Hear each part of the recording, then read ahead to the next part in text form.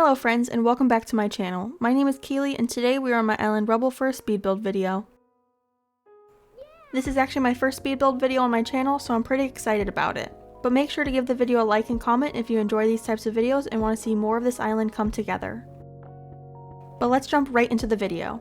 Today we'll be building the entrance for this island. Rubble is my post-apocalyptic themed island, so I like to think of it as a big mix of elements from trash core, city core, and cottage core.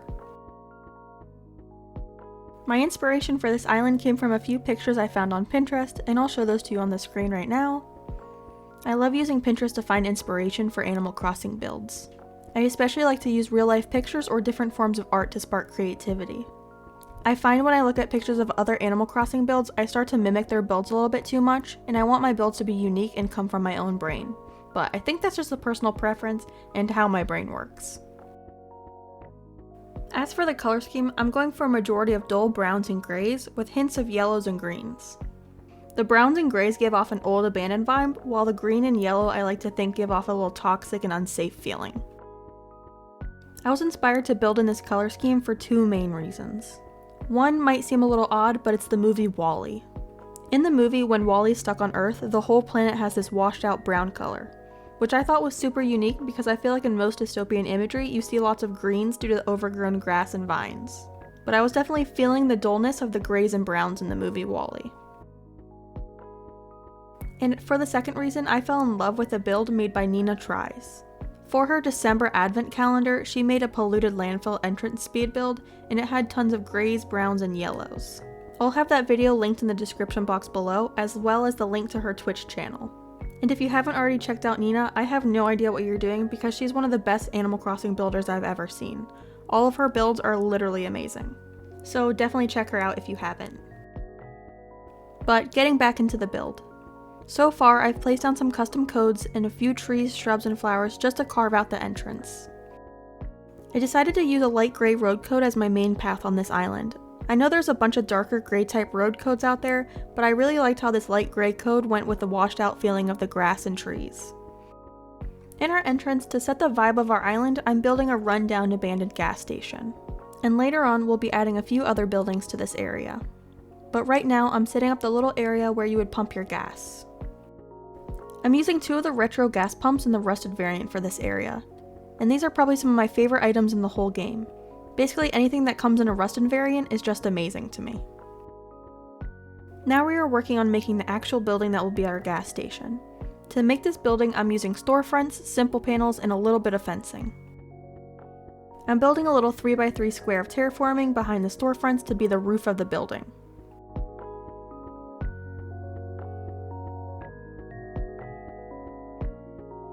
After adding a few more storefronts, I'm adding this rotten wood coat on top of the terraformed area. I don't like how it looks when there isn't a custom coat on the ground. To me, it looks like there's this weird patch of grass on top of the building from certain angles. Now I'm placing some of the corrugated iron fencing in the very front of the terraform section. This is primarily to block off the bottom half of the simple panels we'll be placing. Without the fencing, you can see the pattern repeating, and I just wasn't loving that.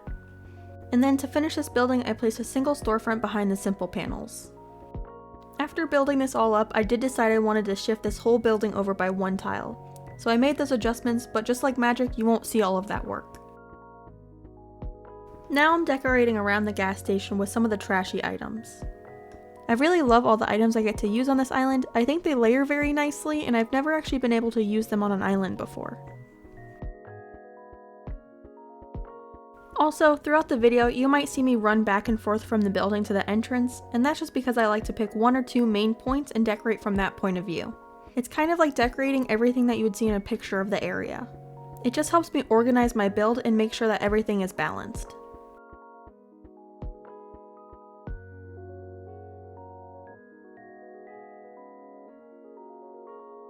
Now I'm working on the area next to the gas station. I like to start with my greenery to mark out the area that I'm building in.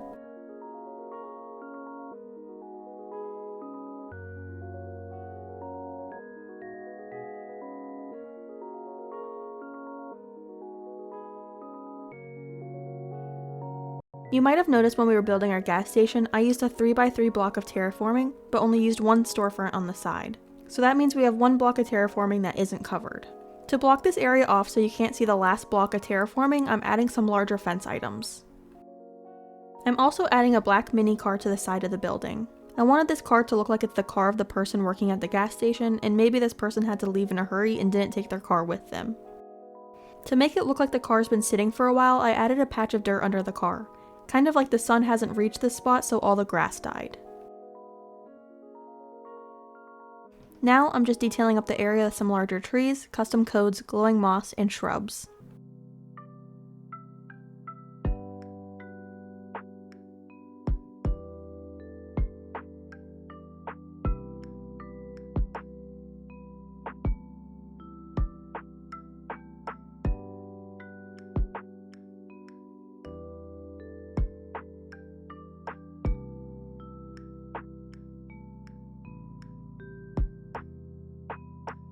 Now moving back over to the front of the entrance to add some more trash items. I don't care for decorating beaches, so I'm also using these items to block off the beach. In my builds, I like to focus on layering of different items, and I do this primarily by building in the half tiles. This lets me position items to get a more natural feeling, and when I decorate in whole tiles, the build starts to feel a little too blocky for me. I also like to play around with different heights of items. Like in this area, the tallest item is the oil barrel, the slightly smaller item is the pirate barrel, and then we have a smallest item which is the cardboard box with the decorative bottles.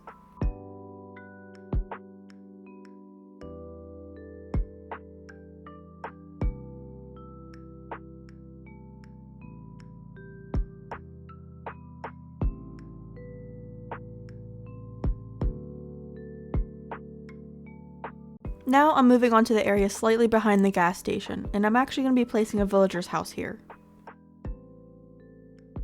I do plan on having a small neighborhood on this island, but I also like to spread out the villagers' houses and give them their own little part of the island. And this is Rattle's house, and he's going to be a permanent resident on Rubble. His house does go perfectly with the color scheme, so that worked out great for me. Now that Rattle's house is all set up, I'm going to start working on the big abandoned building next to the gas station.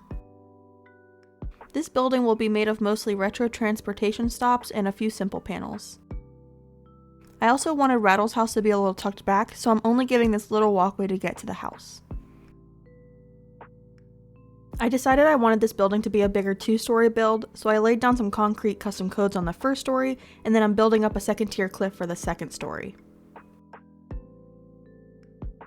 When I make a building, I like to use a mix of retro transportation stops and simple panels to make the building a little more dimensional, so it's not just a big rectangular block.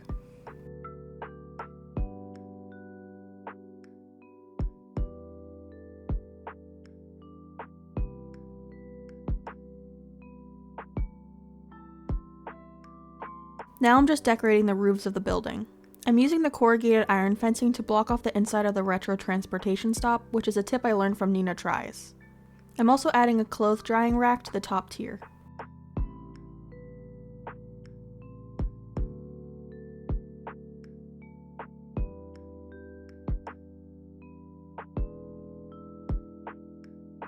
Over on the single-story roof, I'm just adding a few barrels, a pitcher, and a pile of cardboard boxes.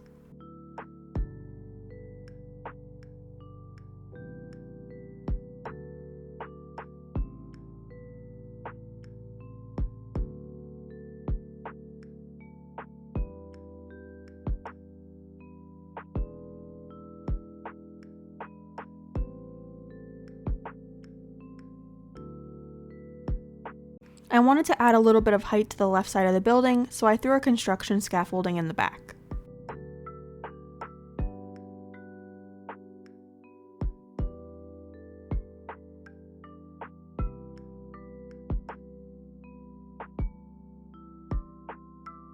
Now I'm moving back over to Rattle's house to detail up his front yard. I'm just using some turnip barrels, a few bottle crates, and eventually an oil barrel.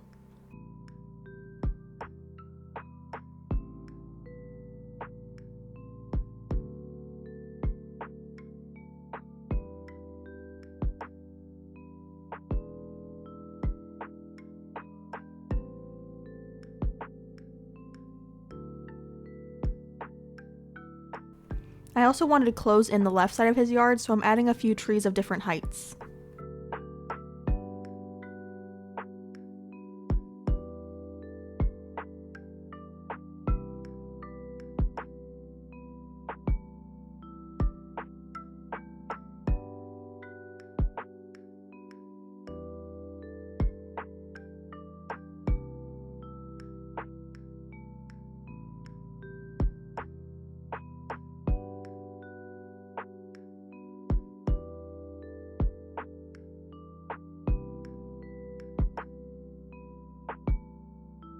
Now I'm heading back over to the front of our large abandoned building, adding in a few different types of items to clutter up the area and make it feel run down.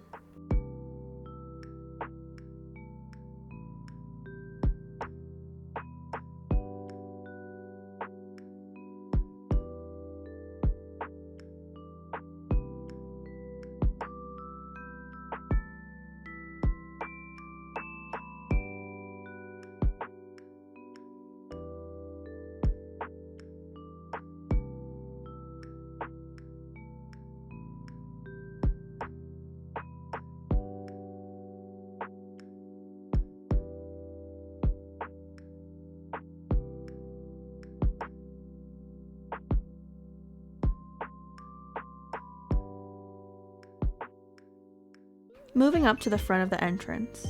To get the general layout, I'm going to start by adding in my greenery, my bigger items, and some custom coding.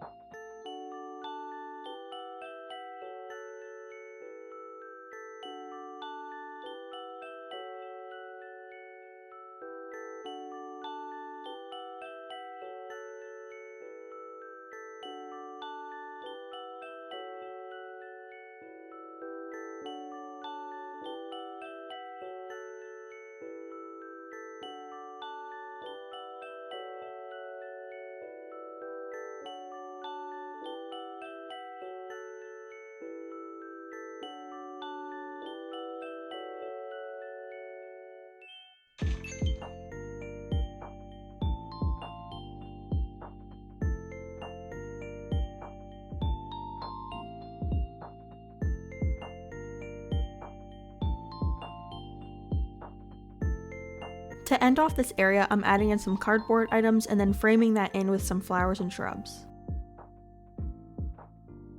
Now I'm going in and adding more of the gray road code for a walkway and to tie in the two areas we just created.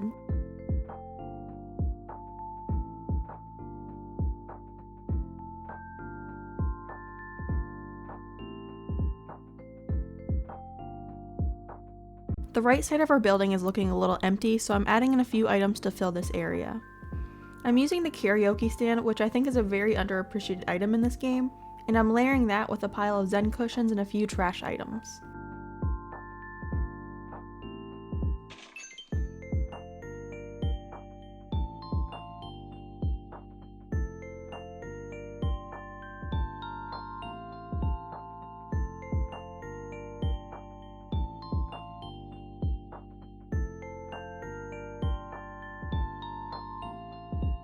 Here you can see I'm using a pair of socks as decoration, and I think that's a really big design tip. Using shoes and socks and other items of clothing can be really good items to add in for those smaller details. You can see in this build I've also used a pair of sandals and some antique boots as well. I think adding in these small details just makes your build look a little bit more natural and lifelike.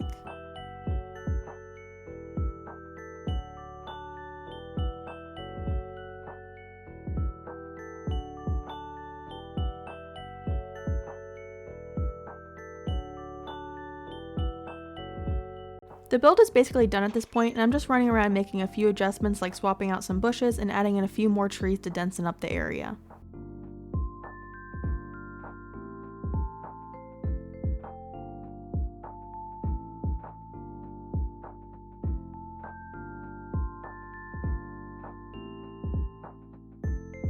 And here's the entrance.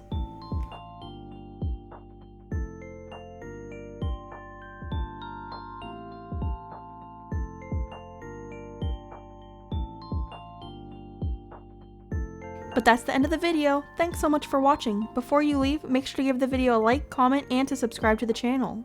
If you watched to the end, let me know other build ideas you have for this island. Bye, friends!